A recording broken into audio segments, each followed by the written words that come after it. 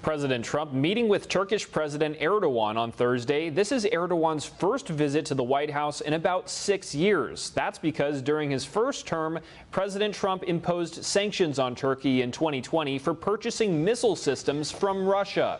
U.S. officials said at the time that Turkey's use of Russia's equipment could be used to gather data on the capabilities of American F-35 fighter jets, and that information could end up in Russian hands. Trump then stopped Turkey from buying the F-35.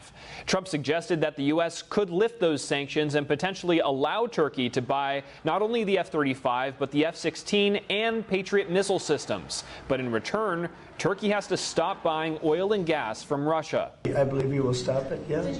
You know why? Because he can buy from a lot of other people.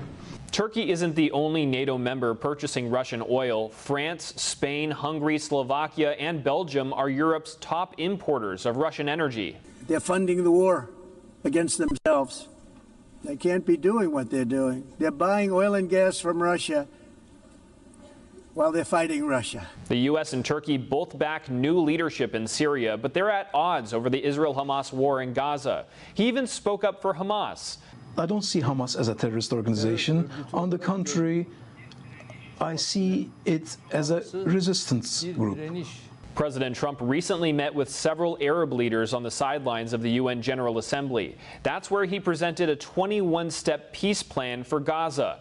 And Trump says a deal is near. We spoke with Bibi Netanyahu today, and we spoke to all the leaders in the Middle East, who are great people, and we're getting pretty close to having a deal on Gaza. But I'm not allowing Israel to annex the West Bank. Erdogan said alongside Trump in the Oval Office that this is a different period in U.S.-Turkey relations. What remains to be seen is if Erdogan can help Trump in bringing these conflicts to an end.